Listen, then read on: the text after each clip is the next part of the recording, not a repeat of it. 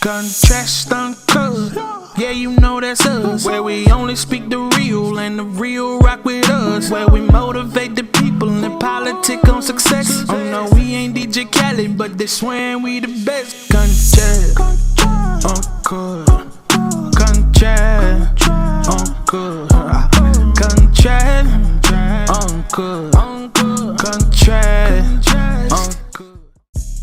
What's happening? It's Contrast Uncut. It's season 3, episode 14. Man, big shout outs to Uncle Snoop's Army and Bobby D Presents. I appreciate you, brothers. It's your host, Zylo, aka DJ Juan Dollars, like I won some money. Today, ladies and gentlemen, we got a real special guest. He hella legendary when it comes to this hip-hop and entertainment world. And you know, there's a splash of sports in there too. He's from Maryland, right outside of Washington, D.C. He's a world-renowned journalist, podcast host, content creator, director, author of more than 10 books, and has done over 3,500 published articles in his career that spans over 25 years in the game.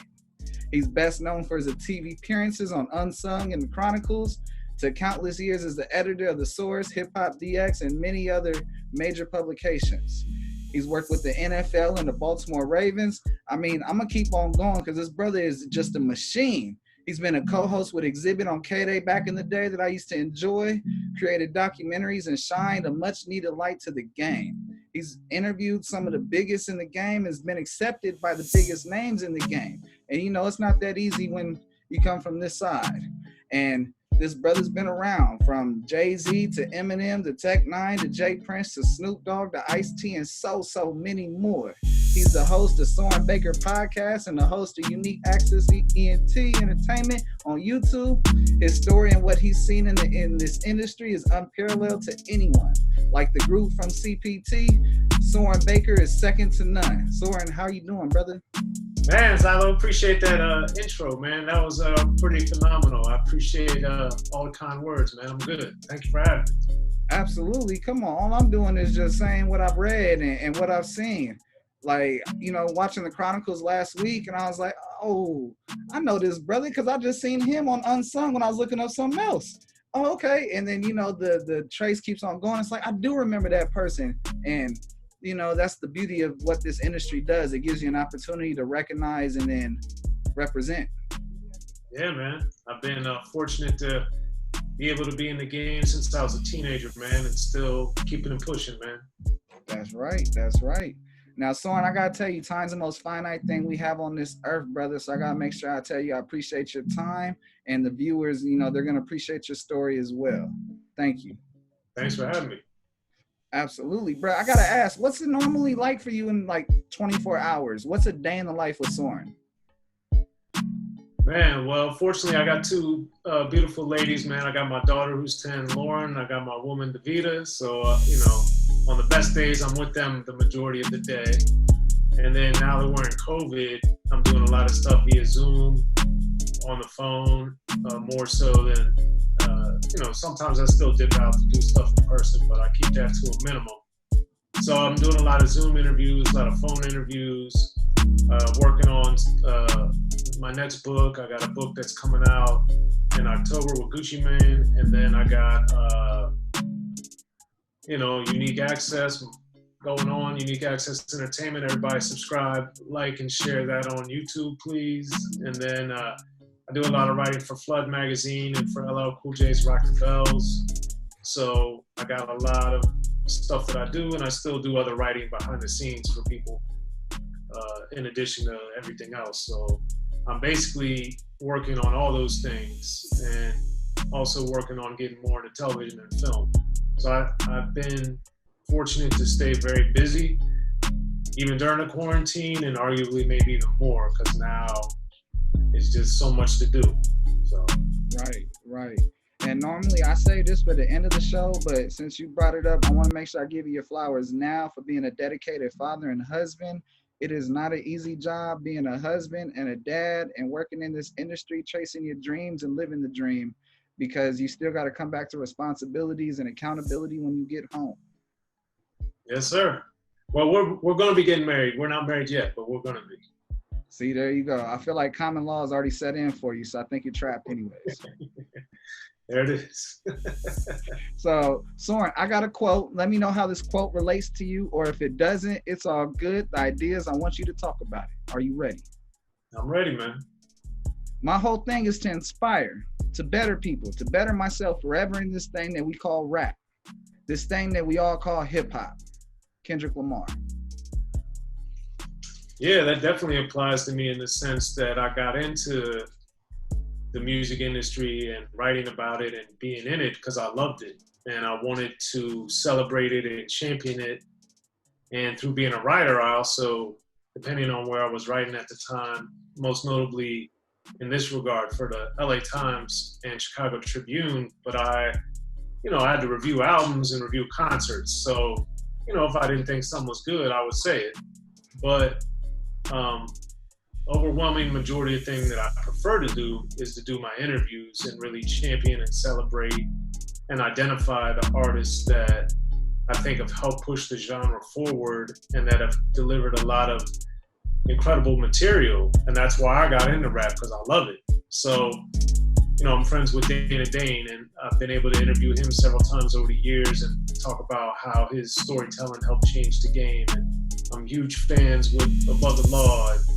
I talked about them in my book, The History of Gangster Rap, and how their influence on what came after them. And Schoolie D's my favorite artist of all time. And I talked about how he created gangster rap, which was one of the reasons why I inspired The History of Gangster Rap, my book that's out now. And then Ice-T's another guy that, now that he's an icon and an actor, I think people forget the magnitude of material that he released and how phenomenal he is as an artist. So all that to be said, I try to always do that. And then with the newer artists like Vince Staples, for instance, somebody that came out in the 2010s that I think is an amazing artist, I really try to get, show why and explain why not only is someone like Vince Staples good, talented, but that, in my opinion, he would have been one of the elites back in the day too. His talent, his writing, his stories, the way he's amazing. Oh yeah, Northside Long Beach. Salute. Okay. No, I like when I read this quote, it stuck to me right away when I think of you, because number one, you are definitely the voice of a genre that needs a voice outside of the music. It needs a storyteller. And I feel like you've done an extravagant job, not only telling the story, but representing the people involved. And that's something I admire, I appreciate. And when I read this quote, it was like, boom, that's a no-brainer. No-brainer. And, here we are, and I present it to you. No, I appreciate it. Thank you. Come on, let's go. I got to ask you, Soren, did the game choose you or did you choose the game? I mean, I guess you can look at it either way, but I had to, being from Maryland and growing up where at the time it was really, I grew up right in between Baltimore and DC. DC was really in the go-go and Baltimore was really in the house.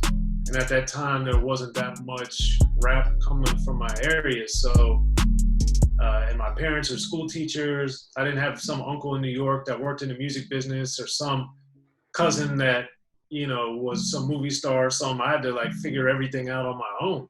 Right. So I really, the game chose me as far as making me a fan, but then I chose the game as far as trying to get into it as a profession. So I think it worked. I think it worked both ways.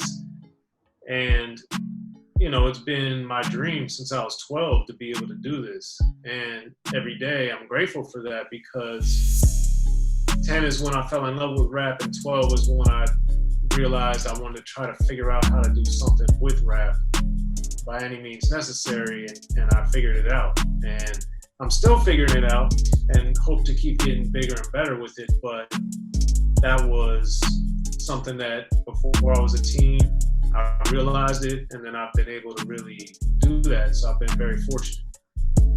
Those that don't know, Baltimore, B-more is hella grimy. Washington, D.C., outside of the capital, is hella grimy.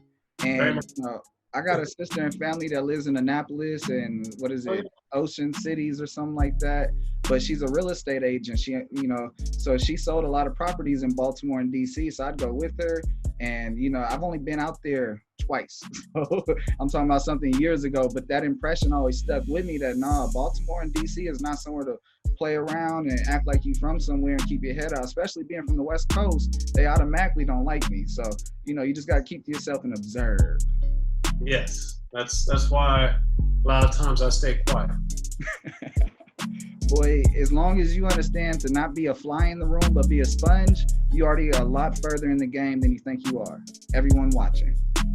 Yep, that's true. I gotta ask you, brother, what was your first confirmation that entertainment, this journalism is what you're supposed to do? Like, what was the first time you said, you know what, this is what I'm supposed to do? Even if I gotta jump through hoops, cover something I don't want to cover, and get there, I'm gonna get there. Well, I've had so many experiences with that. My first rap article I ever did, I asked my school newspaper. I went to Xavier University in Cincinnati, and I asked them if I could write about rap because I saw they weren't writing about it. And they're like, yeah, sure, but go review some plays. I was like, all right, that's what I got to do. So I reviewed one play, and then I asked them if I could now write about rap. And they're like, sure, what do you want to do? And they let me review an Ed O.G. and the Bulldogs album, but I didn't know how anything worked. I had the album. I didn't know how to reach out to a label. I didn't know they sent you albums. I didn't know anything. And what clicked for me was I got paid $5 for the album review. And right there, it kind of made me think like, well, wait a minute, I could get paid to write? Like it didn't even seem within the realm of possibility for me. And even though it was more of a symbolic amount of money, it just gave me the idea that, oh, I could really try to do this, because I'm sure if my school newspaper is paying $5, by the time I got to some heavyweight publications, they would pay a lot more, and they did. So I started hustling. And then so many artists, from Schoolie D to Big Hutch from Above the Law to Snoop Dogg, LL Cool J, Dana Dane, they've all exhibit. They've all said so many great things to me during the interviews, after the interviews. Dr. Dre, Ice Cube, all these guys that I've gotten to know in different ways over the years, but so many of them have been so supportive and complimentary of me that I realized, like, not only do I love it, but they can tell I love it, and they seem to like me. Like, I've been to all the guys I just mentioned, and Ice-T as well. Most of them I've been to at least one of their houses at least multiple times, or I've spent time with them on a personal level outside of interviewing them. And that's something also that's been like mind-blowing, that, I've been to 3 of Snoop's houses, and Ice Cube drove me around one day when we were just talking, and, Exhibit's son and my daughter played together 30 times. So it's just like that level of, I guess, mutual respect, you would say, is like amazing to me for the guys that I grew up idolizing and admiring and all that type of stuff, to where, now it's not unusual for me to talk to them or them to reach out to me, or that's just mind blowing, man, so. Absolutely. And I mean, brother, your passion is genuine. And that's one thing that everyone can register. You don't have to be blind. You don't have to be deaf. You can feel it, that, your passion is very genuine. And that's something that definitely separates yourself as soon as you start to speak. Personally, from my experience, I was blessed in the situation to be with Snoop Dogg, Uncle Snoop's Army, and Bobby D Presents based upon just my genuine passion. And then they said I'm very organic with my sensibility. They said I'm real psychedelic, like Post Malone was his exact words. And so my question to you, my brother, is that, what do you feel like is your cup of noodles that steps out and stands out above everybody else's? Well, I think it's that I love it genuinely, but then beyond that, it's that at one point when I used to travel a lot for work, to give you an example on how this all ties in everything, when I first met Snoop, I was in college. I was interviewing him, and he was doing a show in Virginia, so I drove down to Virginia to interview him. And when I was interviewing him, I asked him, I don't remember why, but however the conversation went, I asked him about King T and Above the Law. And he was like, oh, you from LA? What part of LA you from? I was like, no, I'm from Maryland, man. I drove He's like, wait a minute, you from Maryland? I was like, yeah. I was like, at that point in my life, I'd been to LA one day, and that was to work, to interview Westside Connection. So when Snoops said that to me, that's when I also realized Schoolie D had said similar things like, oh man, when I met Schoolie D, I'd interviewed him over the phone, and he thought I was like an older black man from my voice, how I talk, and my knowledge of music. And I interviewed Schoolie also the first time when I was in college, like when I was 20.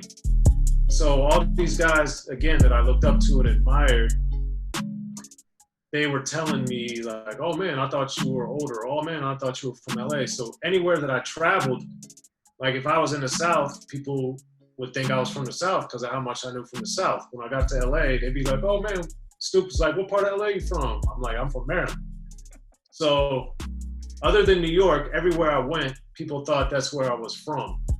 So that also, I think, makes me different because I love all types of rap equally. And, you know, thankfully I've had a lot of success with the history of gangster rap, and gangster rap is among, if not my favorite type of rap, but I also equally love everything. So it's kind of funny when on my Unique Access, for instance, I interviewed Fiend, and I saw in one of the comments, they're like, oh man, you're interviewing people from the 504. I'm like, yeah, I have since I got in the game, man. Like I've traveled to New Orleans so many times to interview Cash Money artists or No Limit artists, and back in the 90s especially. But I mean, it's just funny because there's a perception that because I live in LA and I wrote the history of gangster rap and a lot of my Unique Access stuff is West Coast, that's all I like. But also on Unique Access, I have Dana Dane on there, I have Talib Kweli's on there, I have David Banner on there, I have Big Gip on there, I have Sadat X on there, I have Lord Finesse on there, I got Yuck Mouth on there. So it's not all just LA stuff. And I'm working on getting a lot of other big dogs also. Oh yeah, nah, from the Bay to the East Coast to the South to the Midwest, bro, you don't leave any area untouched.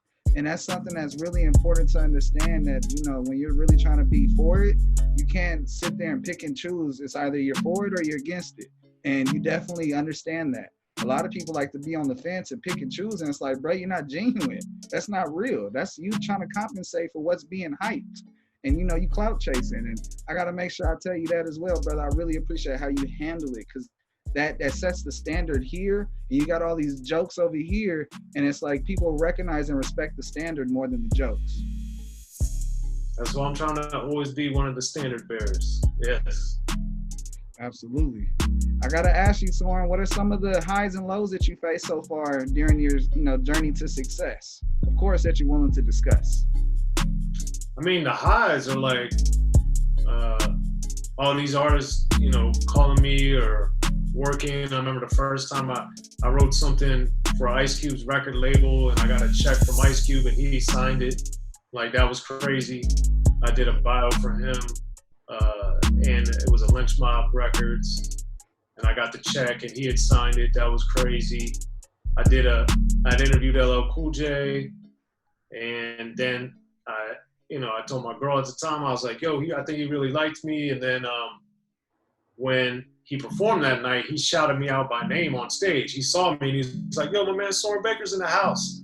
And I'm like, yo, that's LL Cool J just shouted me out. Like, that's crazy. And now I get to write for him and work for him and with him at Rock the Bells. So it's just amazing that some of these guys like LL that I first heard when I was 10, that now he knows me and I work with and for him, and I'm working on some other things to try to do some more big stuff with LL. But like, those type of things are phenomenal, and that is some of the best things. Chino XL was the first one to ever thank me on an album. So he thanked me in his liner notes, and I've been thanked on like about 30 to 35 albums. Twister, Razkaz, there's been so many. Talib Kweli, Reflection Eternal, and Hot Tech, they thanked me on an album. So that's crazy. And then people like Razkaz and Stat Quo have actually mentioned me in songs. So that's it's just so many things, man. I got like a lot of gold and platinum plaques over the years. I've been able to do a lot of stuff, man. Travis and Tech9 over at Strange Music let me write and produce and co-direct some DVDs that they put out, working for VH1. And now the other thing is, another high is that when I call the artists that I know just to be on Unique Access, it's just amazing that they'll do it. Like MC Ren, who I've known since the 90s, he's told me a lot of great things over the years, and I've had a lot of great personal conversations with him. But an interview I did with him on Unique Access just passed 1 million views. So that's phenomenal that my channel, which I'm trying to get to 100,000 subscribers, but I got 20-some thousand, that I got 1 million views on something. Like, that's amazing. And, you know, I'm thankfully I got help from my friends, but I'm doing the majority of the work myself. And then my friends help me, which is the only reason I'm able to even do it. But to have essentially a small staff and to be able to get something that gets 1 million views, and then one of my Jay Prince interviews has almost 300,000 views, that just lets me know I'm pushing in the right way and still doing a thing. You know, people have to realize something. They have to realize that when you walk into a barbershop and you're getting a part of a conversation that blew your mind, you have to realize that that was talked up. The dialogue was built up for that part that you walked in and heard that blew your mind. And they have to understand that from the interview person, or, you know, the person conducting the interview, you have to have the questions. You have to have the stuff that makes sense. You have to have the stuff that flows. And if you don't have it, you over there looking not only bad, but you've lost your opportunity. And that's one thing that you can attest to yourself, is that you don't let opportunities slip out your hands. Once you grab it, you hold them. You got vice grips. You got to, man. That's the only way you're going to stay in the game, man. 100%. So the markets are there, and you have proven it over and over again when it comes to documentaries and the history of hip hop. What has been one of the biggest struggles to overcome of getting an idea off the ground into the light of the audiences? I mean, the main thing is now I'm trying to turn like my book, The History of Gangster Rap, into a series. And it's really taken the success that I've had and pushing it to a deeper level with film and television in particular. I've had several books out now, and I'm trying to do more and more books. And now I have my eyes and my focus on doing documentaries, feature films, and television series as a writer, producer, director, those type of things. That's really the thing that I'm striving for and working on. You know, I'd written a movie for Snoop that, you know, we had some good momentum going on. So once this COVID stuff gets over, I got to reach back out to him and see where we're at. But that's really my goal and what I'm trying to work on, and that I haven't got to where I want yet. Because I want to be to where Unique Access and Soren Baker, people are looking at us like a studio. Like, hey, Soren, we want to do this feature film. Hey, Soren, we want to do this documentary. Hey, Soren, we want to do this scripted series, and we want you to either produce it and put it out through your company, or to partner with us to help us make it right. And that's something that I've done in different ways for VH1, for Fuse, for the shows I've written and produced for them, and then through working with Strange Music and Capitol Records to do DVDs and bonus content for them. And then, you know, doing all that, that's how I ended up getting on the No Limit Chronicles, which just aired on BET, and I was in all 5 of the episodes of that. So, you know, I'm trying to keep doing all that, but then push further into the, you know, the studio side of things, to where I'm like one of the main hubs for content creation and distribution. Oh yeah, no, you're definitely there. It's just a matter of when the stuff comes out that we're able to say, like, as a collective, like, boom, this is the go-to person. Shit, I ain't gonna lie to you, I'd like to work for you, damn it. Well, hopefully one day I'll need a staff and I'll be hitting you up. There you go. So I took a history of hip hop class at UC Santa Barbara my freshman year of college. And the professor pretty much made the class about hip hop, but he went into details about Too Short. And, you know, he had this book on Too Short that he wrote and explained the hustle, the get up, how he was born in LA, moved to Oakland when he was in high school, and then how everybody fronted him stuff so that he could be this face on the cassette cover. And, you know, a lot of that story has resonated with me because I got a good grade in the class. But it was, I'm reading about you and everything. A lot of your books need to be in universities as well around the world, teaching the world about the history of rap music. Like, they need to have these classes more, because the history of rock and roll is one point, but the phenomenon and the resurgence of music is through hip hop and rap music. And I feel like the history of gangster rap, out now, by the way, worldwide, I must, you know, I gotta make sure that, you know, I get that thought in your mind that you should be pushing these books to these schools and universities, so that, you know, the ability inside the mind that's trapped and that is afraid of success and has all these gifts sometimes gets scared. And, you know, if they know that there's a history out there and a blueprint that they can go ahead and use, why not pursue it and push it and make it worldwide? Absolutely. I've been fortunate to, during the run of the history of gangster rap book that I wrote, be able to go and talk at a few places.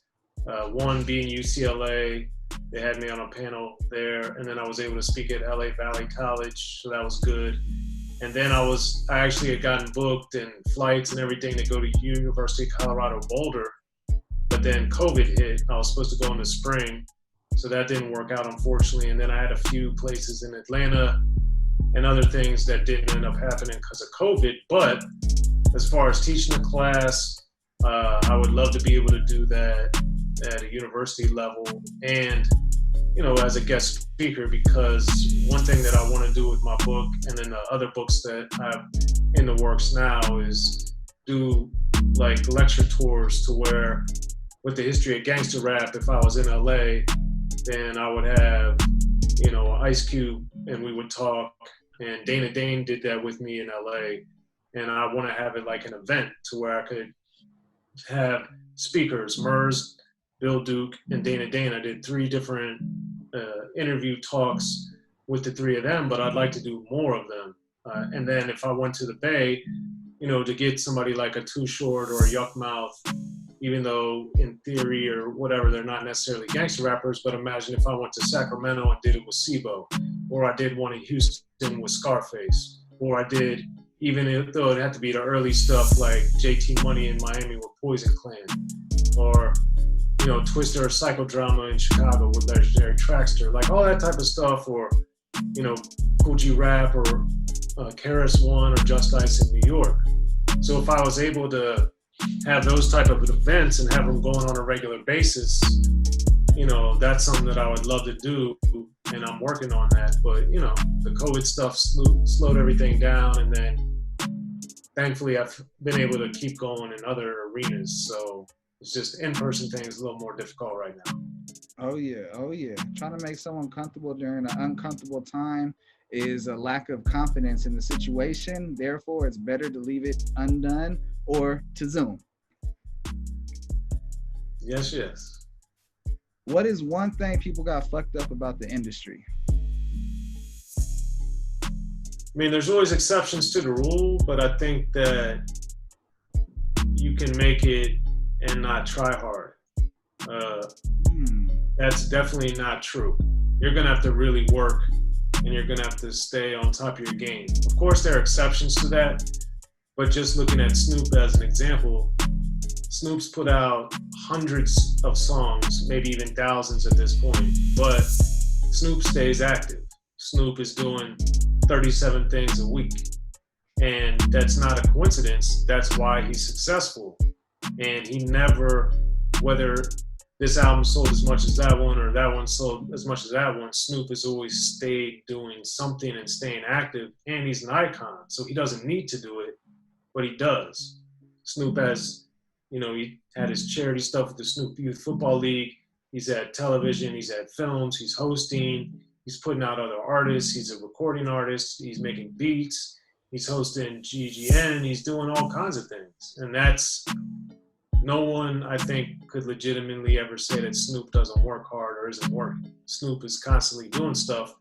And then when you look around, the icons of the game, they all have that in common. Ice-T is still doing all kinds of stuff. Ice Cube is still doing all kinds of stuff. Dr. Dre doesn't put out a lot of music, but he's always recording and he's always got stuff going on. Like, people may not realize he produced for Alicia Keys, It's a New Day. Like, that's a Dr. Dre song with Swiss beats, but it's a Dr. Dre production. So even though he's not putting out as much as he used to, he's still putting out material. And then you look at the LL Cool J's, like I mentioned earlier, he's got Rock the Bells, he's got NCIS LA, he's got so much stuff that he's doing. That's the difference between the people that make it and last for 20, 30 years and getting on 40 years for some of these guys versus, you know, you could be around for, you know, a couple months or even a year or two, but the guys that, and the women that keep reinventing themselves, keep putting out new material, keep doing stuff like the Queen Latifahs of the world, that's who sticks around. And even look at Nicki Minaj. Look at her run now. It's getting to 10 years plus. That's Nicki Minaj. People think, oh, she's new or whatever. Like, no, you look at it, she's been around a long time now. Oh yeah, she had big sacrifices to get where she's at. No, you brought up so many incredible people that, you know, it definitely influences why that statement is fucked up, because shit, it's not easy. Yeah, you're absolutely right. There's a few exceptions that fall through the cracks, but they don't last long. And everybody you named off is relevant and still doing something to not only keep their name, but their brand moving in the same energy and same power as they did where they were at the highest of their career. And that's something that you have to appreciate and love. Absolutely, man. So on the vice of that question, what is something that Soren Baker thinks the game is lacking? I think one thing that the game is lacking is quality control, in the sense that when I was growing up and for the first 10 or 15 years of my listening to music, there was a certain level of gatekeeperness that kept this avalanche, this flood, this tidal wave of material from being released. Part of it was a technology or technological limitation because of cost, because of resources, because of access. But after that, after it became the economical hurdle was removed as far as the expense to get recording equipment and to get stuff out, and now it's accelerated because it's so easy to make a video, that's a big difference. And it's, in my opinion, a big problem, because when I was growing up, just to use round numbers, if there were 100 groups and you like 30 of them, it was easy to find those 30 groups. Whereas now, even if there's 300 groups, there's 1,000 or 10,000 groups out. It's just way harder to find them, and it's way harder for the quote unquote better artists, to most people, to get exposure. Because regardless of what type of rap you like, that type of rap, unless it is the most pop rap, is not going to get the same attention that popular rap would have gotten even 10 years ago now, because of how much music comes out, how many videos come out, how fast everything is. That's a huge difference, and that is a quality control issue, in my opinion, because now it's so easy for anybody to do anything on the music or video side as far as creating and releasing it, whereas that wasn't the case 15, 20, 25 years ago. Right, and there's so many different platforms so that you can become a phenomenon overnight, whether it's a TikTok sensation, an Instagram sensation, or old school YouTube. Like the abilities and probabilities are still greater than ever, but at the same time, you're absolutely right. It's so saturated that the quality control has definitely been removed. And I mean, in reflection, you can also see that the quality control on radio has been removed as well, because now people pay more for playlists than they do trying to hear on radio. Makes sense, because everybody's streaming. Yep, it's so cold how they did the game. And a lot of the old school folks hated that it transitioned. A lot of young school people loved it. But, you know, there was a thing called Napster that fucked it up and regulated everything. And people forget about that. Yeah, Napster had a big impact, mostly negative. Facts, it robbed people. What would you be doing if you weren't in entertainment? I don't really know, man. I've been fortunate that in college I started freelancing for most of the main rap magazines as well as some newspapers. So when I was in college, I was writing for Rap Sheet, Rap Pages, The Source, Herb, and then also at the same time I was writing for Everybody's News, which was the free weekly newspaper in Cincinnati. I also wrote for the Cincinnati Post, among others. So I didn't get a job right away when I graduated from college, but then I started writing once I graduated, I went back to Maryland and I was living with my parents, and then I started writing for the New York Times and Chicago Tribune and Vibe, and then I got a job at Rap Pages. So my only real adult job has been as a journalist or related to journalism. Whereas before that, I just had, I worked at KFC, I worked at a movie theater near my house, I worked those type of jobs. So other than, the music related stuff, I've never had another job. So if I wasn't doing this, I'd want to be working for the Baltimore Ravens probably. So I'd still be at home, but I'd be working for the Ravens. There you go. Now I feel you'd be a dope sports broadcaster. That'd be my dream job for sure.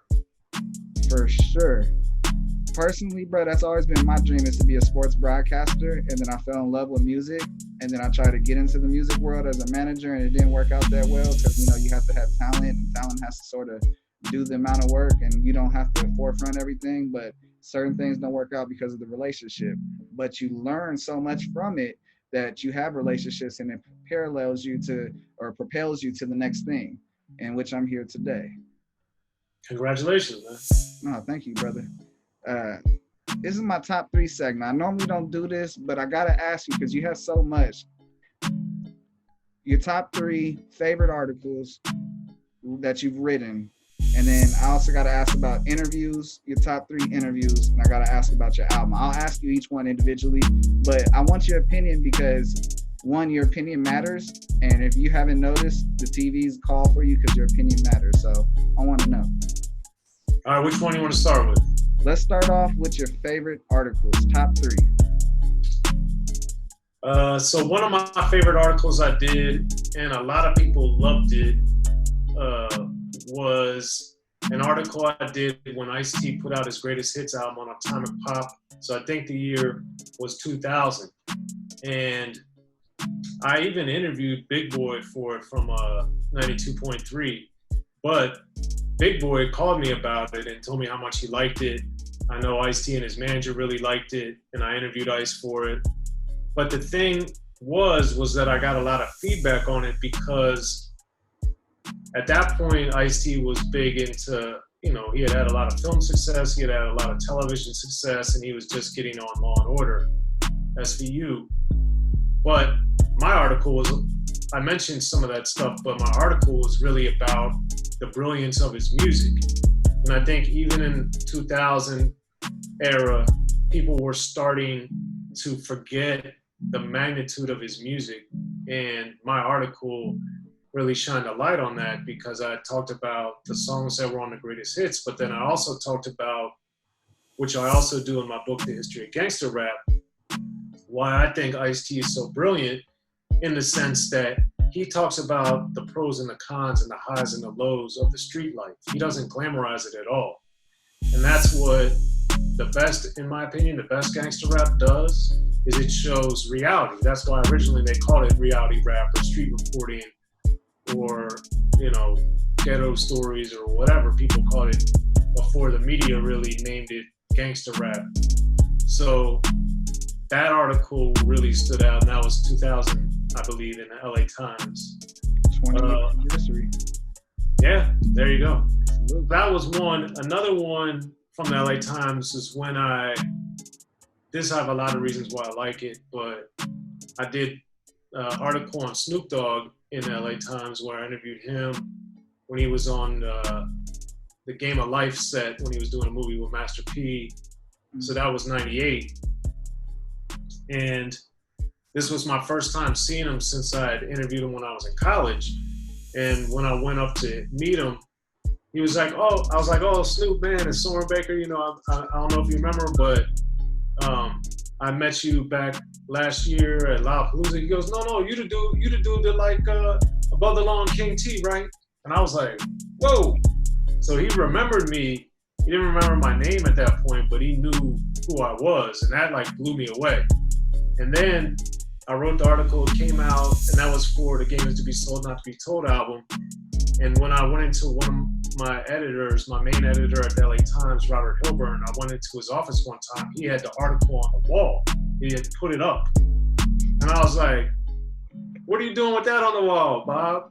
And he was like, that was a great article, Soren. I really like that. That's probably my favorite article you've done for us so far.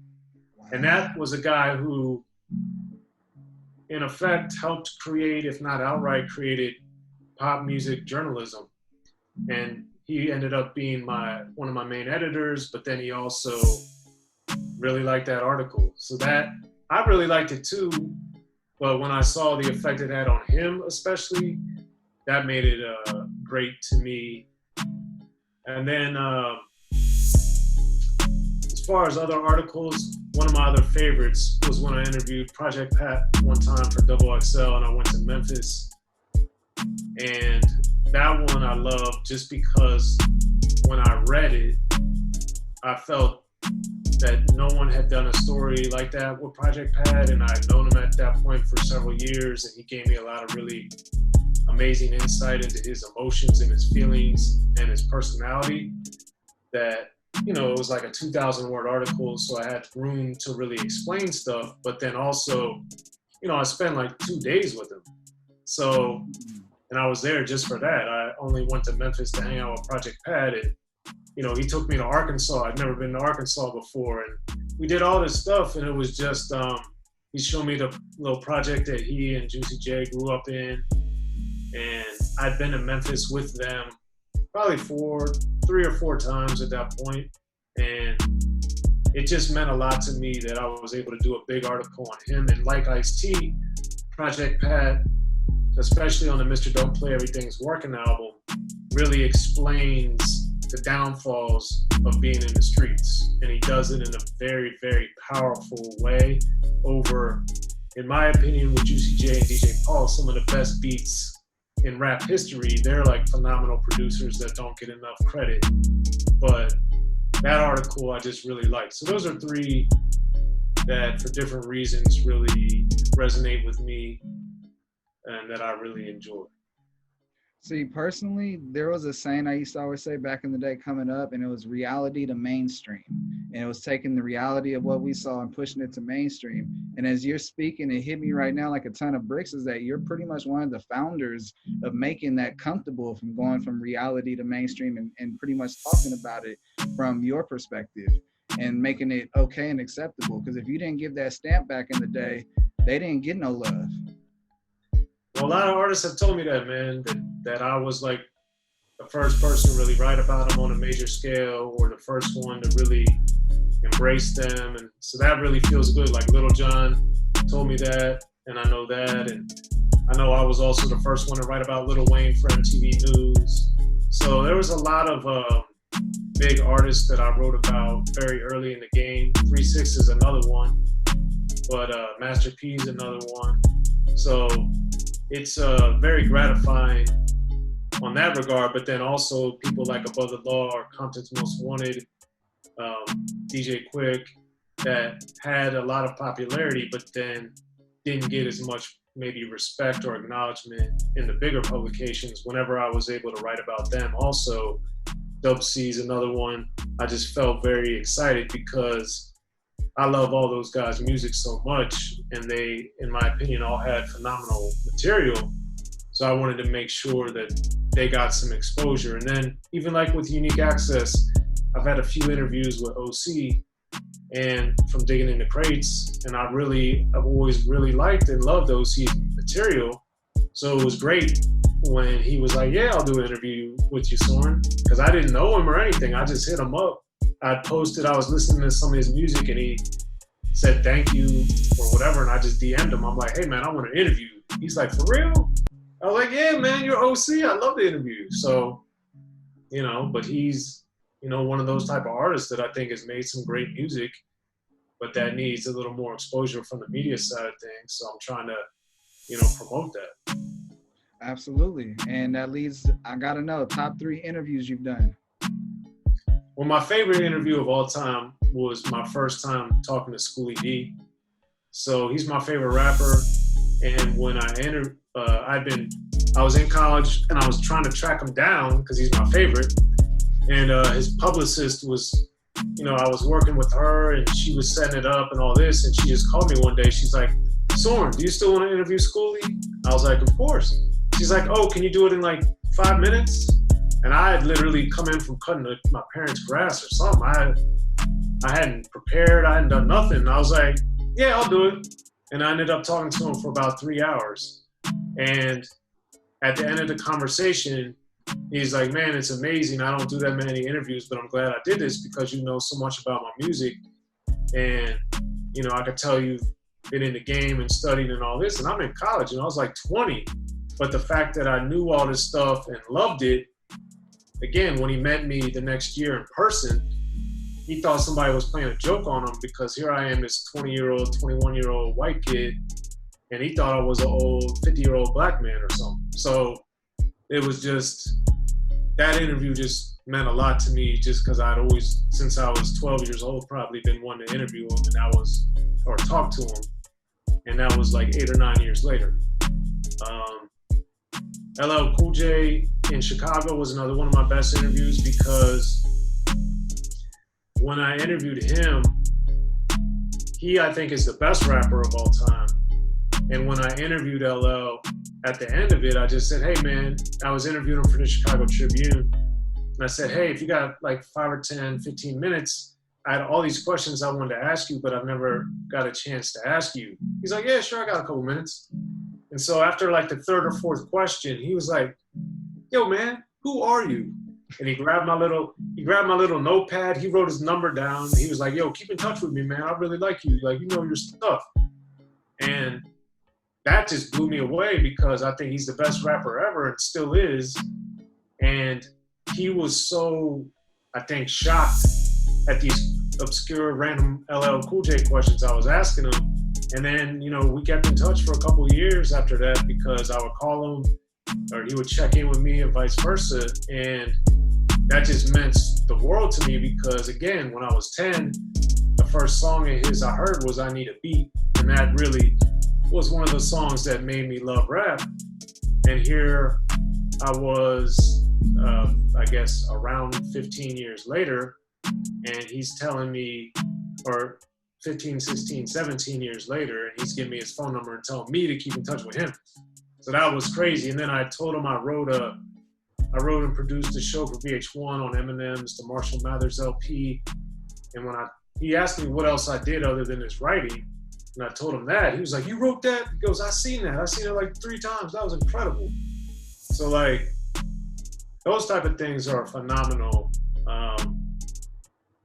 And then I think one of the other ones I'd interviewed Big Hutch from Above the Law over the phone one time. And he had said at the end of the interview, he's like, yo, man, and this was probably in around 97. So they had been out about 7 years at that point above the law. And he said to me, he goes, yo, man, it's really good talking to you because a lot of the people that I do interviews with now, they were like in middle school or something when I came out. So they don't know much about me. And the irony was I was in middle school when they came out.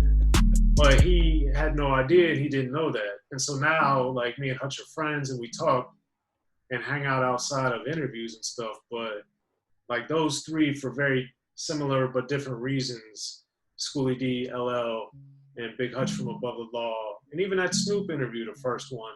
There's so many, I could tell you like 50 interviews. I could literally just keep going through them all.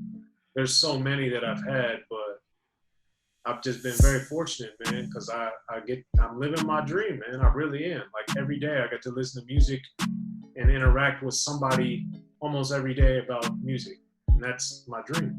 That's a blessing. That's a blessing. I'm going to transition to my 3 segments, brother. Take a pause on the entertainment. And, I definitely want to just bask you in my 3 segments. So here we go. I got my awareness segment. It's about police interaction. I asked all my guests when was the last time they were pulled over and what's advice that they can give to someone in the situation of being pulled over and interacting with the police. Thankfully, I haven't got pulled over in a while, and being white obviously helps with that, I would imagine. But since I have got pulled over several times on my own, and then when I've been in cars, either driving or with my friends who are black that were driving or whatever, you know, I always just try to keep my hands on the steering wheel, answer the questions directly without any explanation, but just very direct. And then always just try to show respect as much as possible in the circumstances to try to make sure nothing escalates. You know, I've had situations where I got pulled over by myself. I've had situations where I was in a car and we got pulled over. And I've had situations where I got pulled over where I was a passenger and it was me and my black friends. Or I've had a situation where I was driving and my black friend was in the car with me. And, you know, so I've had a variety of scenarios. Thankfully, not that many, probably only a handful. But, you know, you just gotta, I always, in everything I do, try to stay calm and like look at the situation. So I just would always encourage people to try to be as calm and think de-escalation as much as you can so that everybody gets to go home safely. Yes. No, thank you for your testimony, brother. And thank you especially for just giving those details because, yes, my skin color is white like you. And I'm in situations where my family's black and we get pulled over. And, you know, yes, when I'm by myself, I experience privilege. No cap, no bullshit. I've been let go, all type of fun things. But when I'm with my family or I'm with my wife, I experience some of the most racist shit you can imagine. And so it's so important that you keep your calm, keep your composure, because at the end of the day, when it comes to us, they put me in the front seat or drive just because my skin is white, my family. So it's like, you know, those things that eliminate some things, but once they pull you over and it's on, it's on. And you have to maneuver, you have to stay calm, you have to be patient, but at the same time, your idea is to get through the process as quickly as possible. Yep, I agree. All right, brother. My next segment is Trading Places. And I've been waiting for this segment all episode because I can't wait to get your input. I take two iconic people and swap their lives and we talk about it. You know, like the movie Dan Aykroyd, Eddie Murphy, Trading Places. All right. So I'm going to take take it from verses. I'm going to take Timbaland and trade places with Swiss Beats. Question number 1, will it work? I'm not sure I understand. All right, so you ever seen Freaky Friday or Yeah. Yep. So pretty much you're gonna have Swiss Beats wake up in Timbaland's body, and Timbaland's gonna wake up in Swiss Beats' body. Okay. And they're trading places. Got it. So then what's the question? Will it work? You mean as a movie or just period? Period. And you know, if we did this in real life, they woke up and switched places, would it work? You know, it's all hypothetical, it's fun, and especially with the amount of knowledge you have, I'm like, I'm just gotta pick his brain. I mean, I don't know. I would imagine it would work because they're good producers and visionaries and innovative, but you know, for whatever reason, I don't really think about those type of things. So I don't really, I'm probably not a good one for this, but the thing is, they're obviously collaborating and they know each other and I think are getting to know each other better. So I'm sure they have a lot of overlap, but clearly they have a lot of dramatic differences.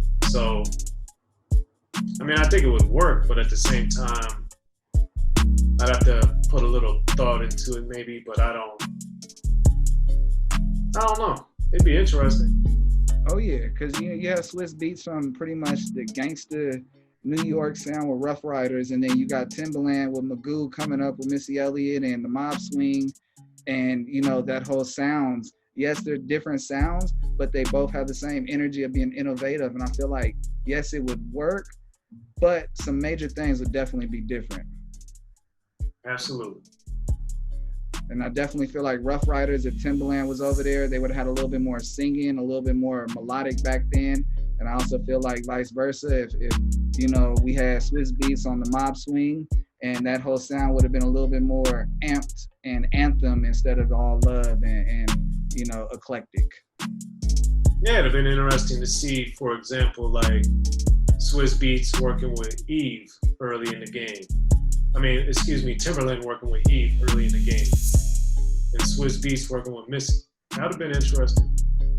Absolutely. And that's exactly the point of why I do this, to make you think. Gotcha. All right. What would be one thing different if they traded places, from your opinion? I do believe that Swizz Beatz doesn't use either any melody or the same melody in the same way that Timberland does. So I think that would dramatically have changed the R&B side of what Timberland does, especially, and the rap stuff, of course. So that's, to me, the main difference. Timberland, I think, uses a lot of melody. It's more, quote unquote, traditionally musical, whereas Swizz Beatz is much more percussion driven and not as much, quote unquote, musicality. So that, I think, would be interesting, because Missy in particular, and that being the artist I'd say Timberland did the most and had the most success with early on, for this exercise would have been the most different, because R&B and being on the radio, by and large, is about melody. And Swizz doesn't have that, at least not in the same regard. So that would have been an interesting thing. And then on the flip side, how or which ways would Timberland providing that to Eve had altered her career? Because quietly, even though Rough Riders Anthem was done by Swizz, the majority of the first album, It's Dark and Hell Is High, was done by Dame Grease. So it wasn't Swizz's single made the album sell, but the album itself was done by Dame Grease.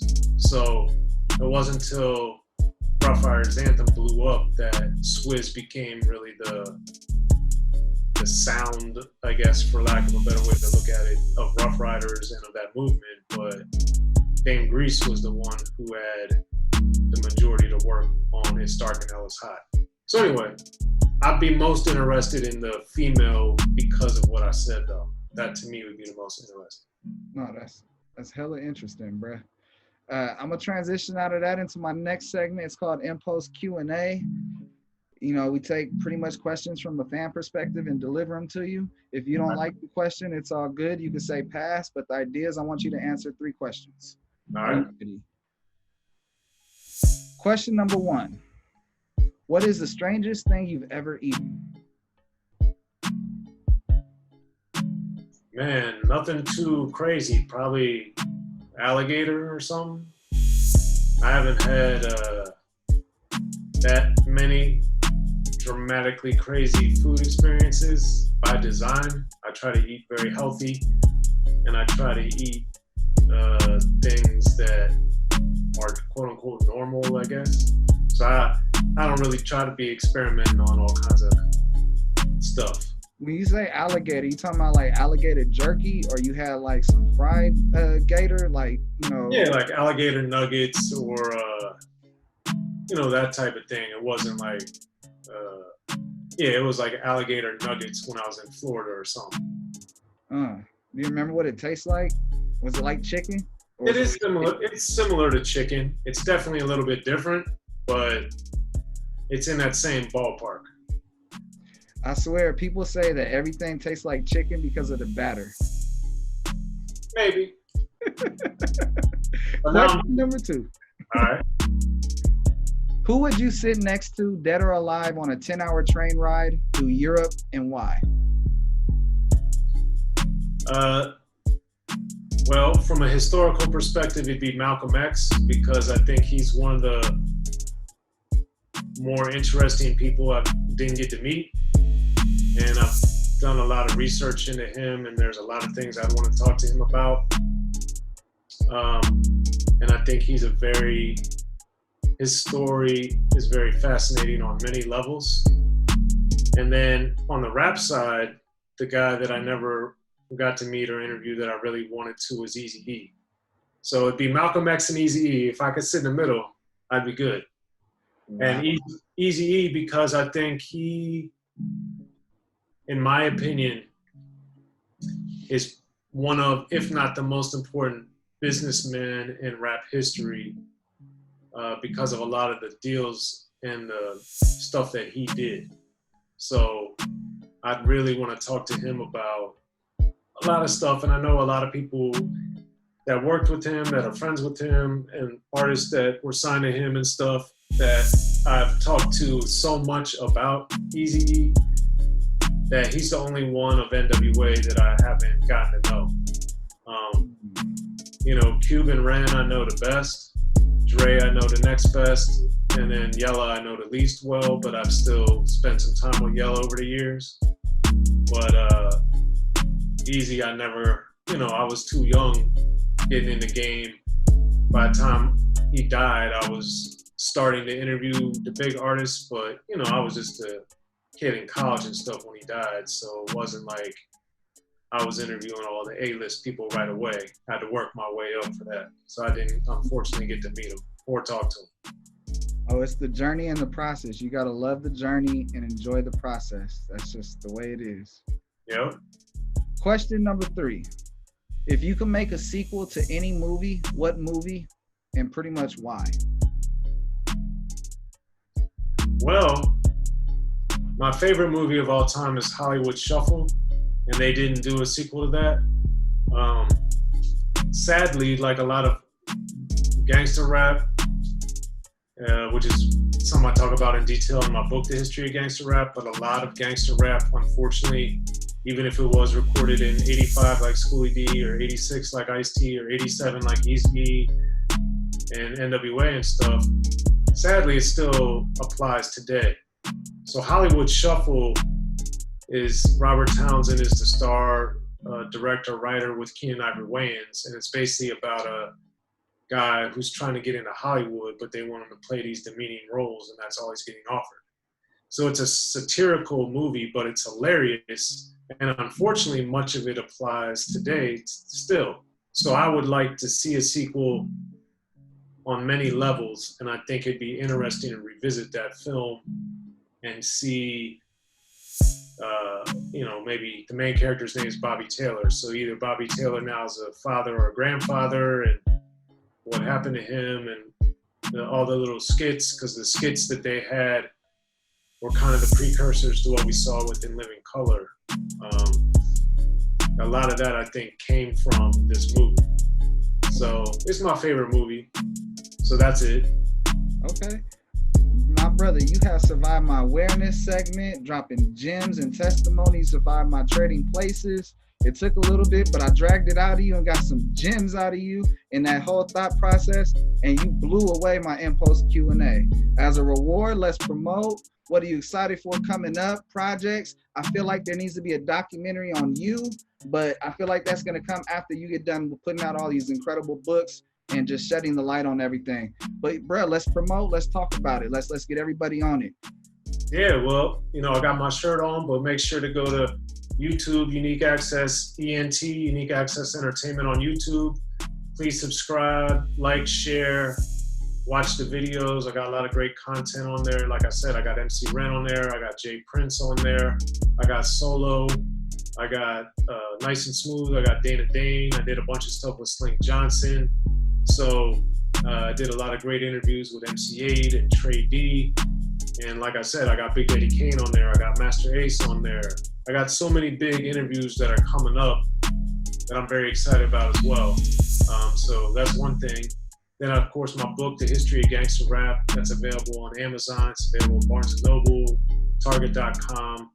Basically, anywhere that you get your books from, they don't have it, they can order it for you.